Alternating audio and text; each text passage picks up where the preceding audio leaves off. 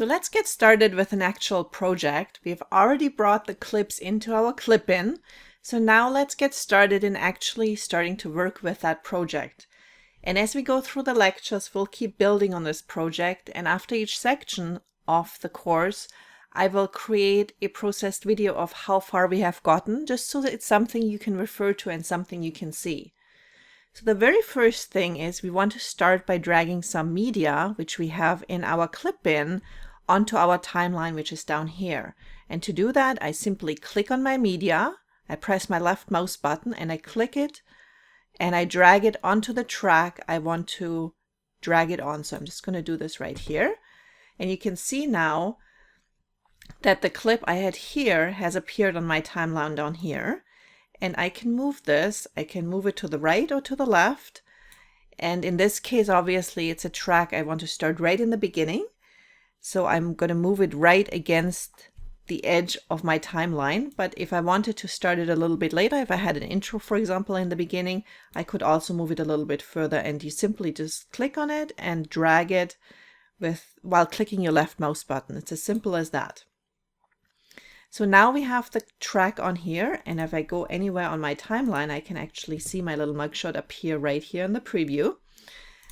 And that's how easy it is to have that clip appear in your timeline. If I wanted to, let me just drag this out a little bit. I'm just going to bring another track in here. I'm going to take a little MP4 file I have created here. And I'm going to move that to the edge of my timeline. And now, as you can see, we have a gap here. So if I'm scrubbing over my timeline here, I have something that's happening.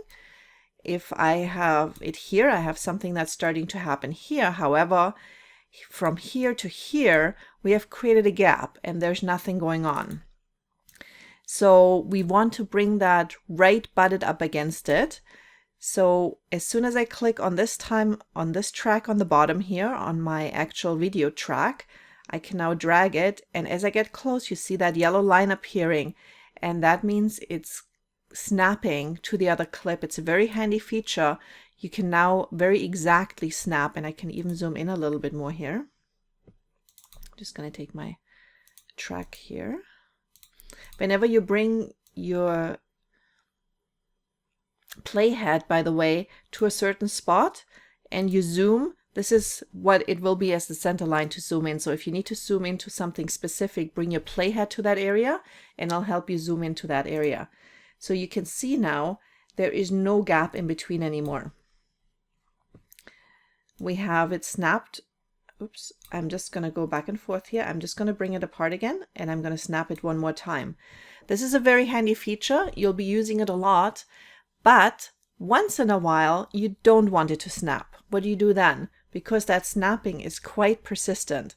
So if you have a video where you don't want to snap it, sometimes you might want to do that when you have some transitions, or you want to create a little space on purpose, or you want to overlap two video clips or a video and an image.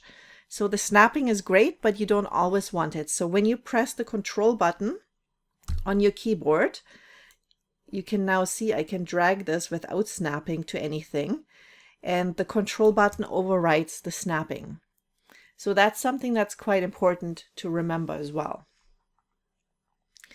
The other thing I want to show you in those basics, you have ways, I'm just going to take this back to the left here. You have ways of creating different sizes of your video. So right now the video fills up the whole screen, and so does that little effects video we have here, and we'll use that a little bit later. But let's say, for example, we want to have that little effects video just in the corner. I'm just going to take this over an area where I'm actually talking. And the effects video fills up the whole area. Let's say I just want to blend this in the corner. All I need to do is I can take it right in my preview window and I can resize that image.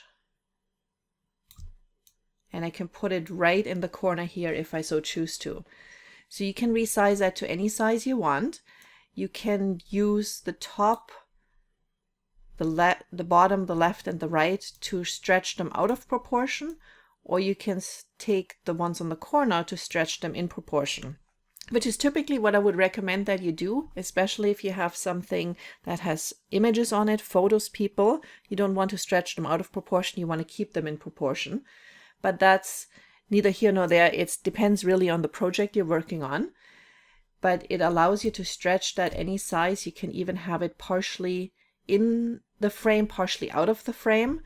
And I'll show you later how to actually have these things move into the frame in the transitions, as we'll be doing later with some visual effects. But for now, let's just put this in the corner here. And we can see we now have created something that's very simple. And if I just let it run for a moment, it'll be a little choppy. Clap. Why am I clapping? More about that in a moment. I want to welcome you to... And obviously we're still very much in the beginning of this video, but you can see we have two separate things going on simply by dragging them onto the timeline and playing with them a little bit. The other thing you can do at this point, you can crop your clip if you needed to. So I'm just going to show you how that works. And we've talked about that already a little bit in the preview. We can go onto the little crop icon here. And I can now go ahead and simply crop myself. There we go. And all of a sudden, we have not the whole green background anymore. We have just a little area. In this particular clip, we can use it or not use it, but certain clips, it makes a lot of sense to use that. And the other thing, which is a very simple feature, but I want to show you right now, is if we have this PowerPointer clip here, and we want to have it sitting somewhere else again. So all I need to do at this point is to click on it and go on the little copy icon here, and then take my playhead, put it a little further back and paste it here. And you can see we have that same clip appear again. Now we have it duplicated on the timeline. This comes in very handy when you're using clips that you have already done some editing to. If it's a straight clip, you could just drag it from the clip bin back into the timeline, but often we will do things like we will crop an image like we have just done, or we will crop a video, or we will possibly change the length, and I'll show you in a little bit how to do that as well. So as soon as you apply any transitions or edits to that clip, you don't want to have to do this over and over and over. I use this quite frequently, that copy and paste function, when I've created a text overlay and I want to show a different word or a different line of text later in the video again. And I don't want to redo all my formatting. I want to make sure that throughout my whole clip, and sometimes throughout a whole training video series, I have a consistent look for my font size, for my font colors. And that's where this copy and paste function comes in really handy.